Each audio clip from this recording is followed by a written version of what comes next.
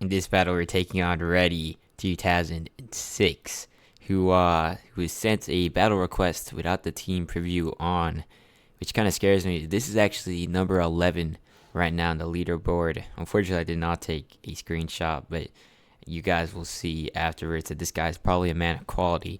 So anyways, the Lopunny makes sense as the lead just to get off the fake out, because like sometimes, well, actually it's almost always guaranteed since it has Scrappy. Yeah, and this is definitely why this guy's probably up there at the top, because he's got Pokemon like Xerneas here, which definitely will be setting up. So I'm gonna have to go right into Mantine and Haze, hoping he doesn't get a critical hit on the first turn. That's really the only move I can make here. I'm gonna definitely U-turn out though, just to maximize the damage, even if it's gonna be weak, because against something like this, it definitely matters to get as much damage as you can. All right, so fake out, nice. Could even go to Cresselia and Paralyze, although like it's still gonna be hitting extremely hard, so I don't think that's worth it. I think Mantine is definitely the best course of action, and then the Cresselia following it. That's what I did last time against a Geomancy Xerneas, and it actually worked out really nicely. So that's exactly what we're going to be doing here. Yep, Geomancy. He's got the Power Herb too. So yeah, this is a typical high level player here. Or I wouldn't even say high level, because really they get carried by the legendary Pokemon themselves. But I mean, they are definitely of leaderboard quality, to say the least. And this Moonblast is going to bring me down to like 50 HP. Yep, that's also basically PvP. I mean, maybe it was a bad damage roll there, but I mean, that's actually not bad though. Like, I like to see that, because now with the leftovers, we're definitely at a good level of HP. So now the Cresselia is going to come out, and I'm going to go for the T-Wave, which probably still won't do too much damage, since, you know, I mean, it's still not going to be the most effective answer, since Moonblast has insane raw popper. Oh, he goes for the Psychic mix-up. Maybe he predicted the Crobat. Or, I mean, he actually had no way of knowing, so he might have tried to make a prediction of the switch right there, which is nice right there, because now we get a free Paralysis, and we survived the initial Geomancy. Now, he's probably going to have a Dynamax coming in soon on one of his Pokemon. He might save it for another sweeper that he might have in the back, although typically these Xerneas players, once they get a Pokemon like Cresselia down to like 100, they'll just go right for their Dynamax and try and finish the job. So we're going to go for the Paralysis. He actually withdraws, maybe anticipating something like this, and it's a Giratina. Of course, you know, I mean, I'm not even surprised seeing this. I actually don't know what the most effective answer is here, because it could be physical or special, although typically I think they run special, so maybe Mantine actually, because then I can just get a free Roost off if this thing is weak, because I'm going to outspeed him, and I'm sure we can live at least one Draco Meteor if we need to. Or maybe not, actually. That might be a bit too ambitious, but we're going to find out if I was mistaken or not, because this Cresselia is already kind of dead, so I can just bring in Lopunny if I was wrong. Shadow Claw comes out instead. That's terrible, because now we lost a Pokemon. Alright, well, Landorus is going to come out now, and I'm just going to get the Intimidate, and I'm going to pivot into something else. So actually I'm going to U-turn just in case he switches. Definitely would like to catch that if I can. And yes, it's definitely an unfortunate time. Just came back from watching the Euro finals results, devastating. But you know, that's why my mood might be slightly off right now. Alright, the U-turn comes off, and we're gonna pivot out into probably, I actually don't know, maybe Crobat. I was hoping he would switch. I mean, yeah, maybe I should have intimidated and then gone into Mantine. That was definitely not played too well. That was my bad, my mistake right there. Now on the Giratina, I think Crobat makes sense. He's been intimidated, so his Ghost type attack should hopefully be kind of neutralized here. Oh, he goes for the Shadow Force. I'm just gonna get Landorus back in, and I'm gonna go for another U-turn. Because now, like, he's basically completely neutralized for the most part. He's paralyzed, so his speed's gone, and so is his physical attack. So I can probably bring something like Trevenant in. I'm going to U-turn in case he switches once again, because, you know, if he doesn't, then I'm going to capitalize and get something else that can do something offensively in. Actually, I don't think Trevenant would come in here, because Phantom Force probably gets through like substitute, I'm pretty sure. I actually don't know. Crobat's gonna come. Wait, I just realized actually Crobat does not make sense because Super Fang does not affect the Giratina. Okay, that's actually pretty nice. Cresselia comes out. I'm just gonna go for a Moonblast because we can definitely afford to take in a Shadow Claw now that he's been double intimidated. And if I was mistaken, you know, I'll just go for the Moonlight on this, which should have its maximum yield right now. That is some terrible damage, but I'm not surprised either. He might withdraw here if he's smart, because there's no need to sustain all this damage, especially since he's been double intimidated. Or maybe he has been carried so badly by his legendaries that he doesn't have good competitive skills. And we get the special attack drop. Yeah. Oh my goodness. Yeah, that's a critical hit though. That was a lot of damage right there that I did not anticipate. I'm just going to go for the attack here actually. Well, maybe not. I don't need to. I'm just going to Moonlight and wait till he gets paralyzed probably. Because that's a critical hit, so you can't do more. Goes for the Shadow Force again. We're going to recover all our HP. And now Landorus can just come in and finish off with the Hidden Pulverize after another round of Intimidate. It's definitely not the best way to handle Giratina, but you know, I just had to do what was going to work. I probably should have tried to keep Manton alive, to be honest though. I mean, it probably would not be taking these attacks too well, but it would have done something. So there goes the Giratina origin. We do finally pick up that KO, but he has 4 more Pokemon left and a Xerneas, which is I'd say like kind of neutralized, but not fully, like, because the Mantine is not dead. So I don't know what it's gonna bring to the table. But although I mean I should be able to outspeed, so I'm not too concerned. Okay, this is definitely a dangerous Pokemon. Especially if it's special. I have no idea. That's the problem. And Crobat does not outspeed either. Oh goodness. This is a problem right here. I don't want to take too much damage in the Landorus if I can help it. I do have Roost though. Maybe that's what I'll go for. Yeah. We're good.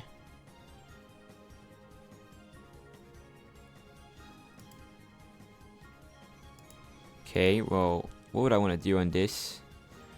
Who would I think I'm going to sustain some damage and then switch back. Well, actually, no.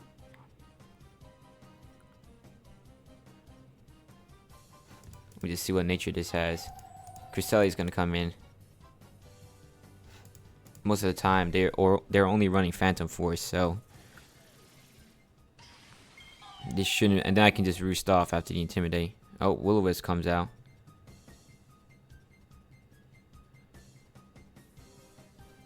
That is definitely unfortunate right there.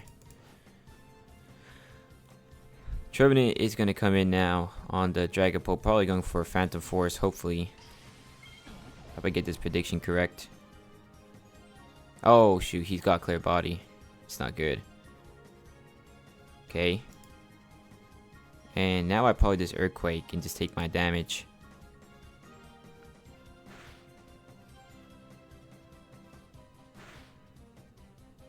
Yeah, that was worth it. If he goes for Phantom Force again, we're fine.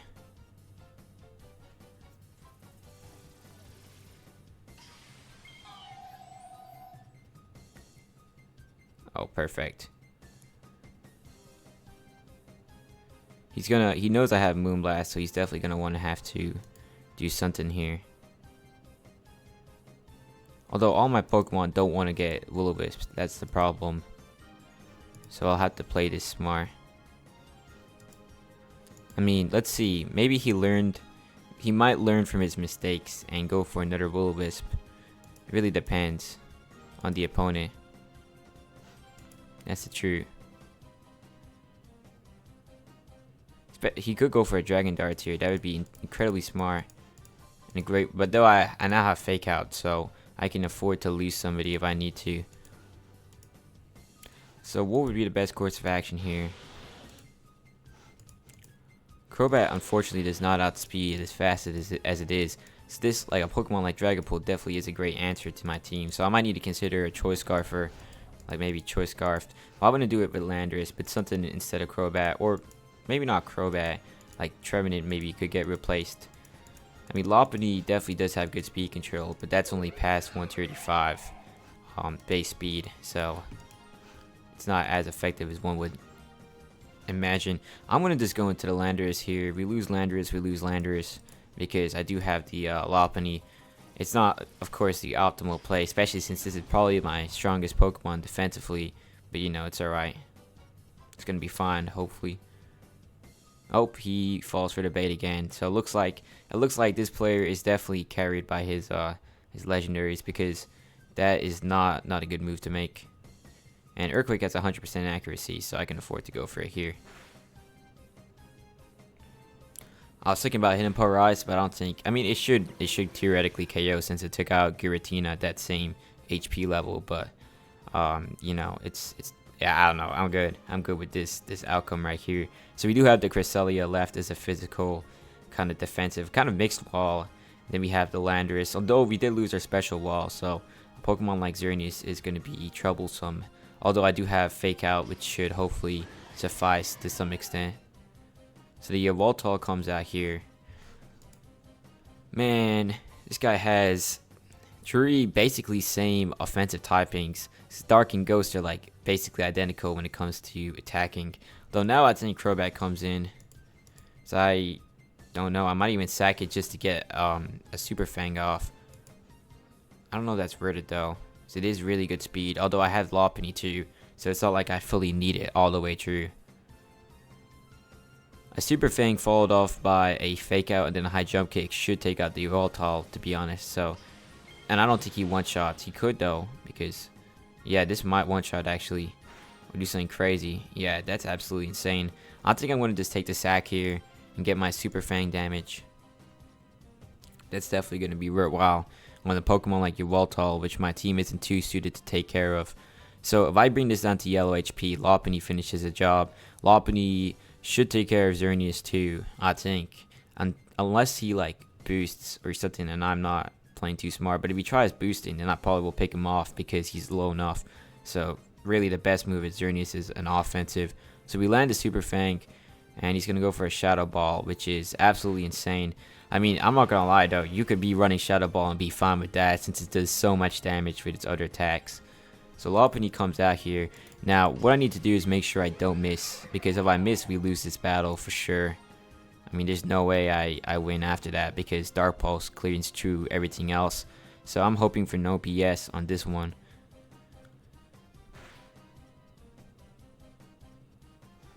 Could he win U-turn? Although I'm going to go for the High Jump Kick. We better not miss here. Good. That scares me every time, because there have been times where I've missed that when I did not need to miss it, and it's not good. That's like the downside of High Jump Kick over close combat. Although the damage is really useful a lot of the time, so it's worth the trade-off if I do say so myself. Although I think close combat actually makes a lot more sense in this set, since I can just U-turn now when I have low defenses and still kind of get offensive momentum going on, since Lopunny basically outspeeds the majority of the metagame at 135 base speed. So, you know, we're going to have to figure out what he's going to do. But that High Jump Kick extra damage can go a long way. It could be what decides if you pick up a KO on a Kyogre or if you're just shy of the KO. And then, like, if you miss, like, you know, if you don't get the KO with a move like Close Combat, your defenses are lowered, so you're not really going to be guaranteed to survive. And man, I just realized that this guy is not actually as low as I thought he was going to be. I'm going to U-turn here and go into Cresselia.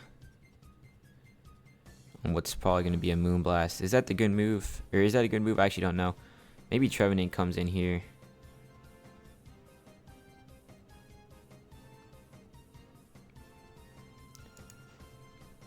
So I can Leech Seed and kind of chip him off if I need to slowly. Because then I can protect and then I can bring in Lopunny and Fake Out and stuff like that. So it's not something that's too bad. Let's go for the Leech Seed on the Xerneas. I don't think we get KO'd by Moonblast here, since we have a lot of special defensive investment. Hidden Puffer and a critical hit, which is not fun, but we're fine if we land this. We just need to land this. Or we're screwed if we miss. Okay, good. And we get the harvest. That's awesome. I want to go for the protect.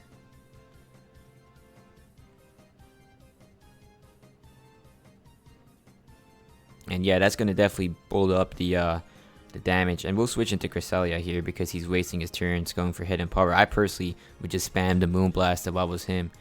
But yeah, so Cresselia comes out here.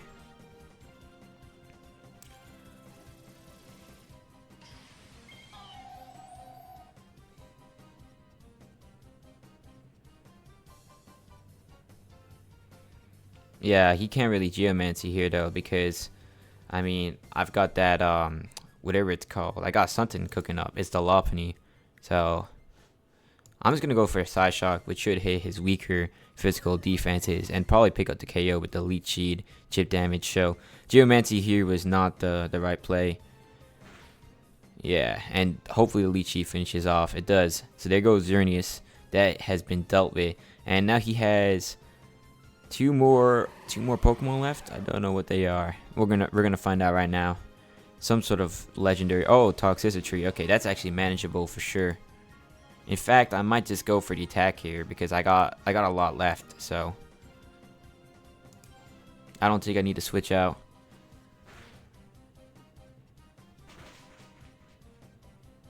Yeah, that is a lot of offensive damage right there.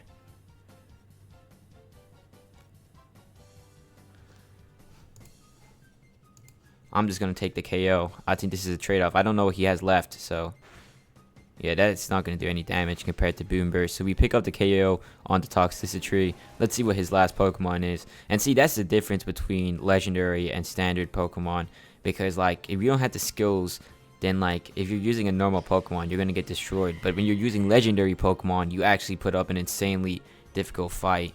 Okay, so Cinderace is actually an Uber's threat as well, so it's not like we haven't won this at all.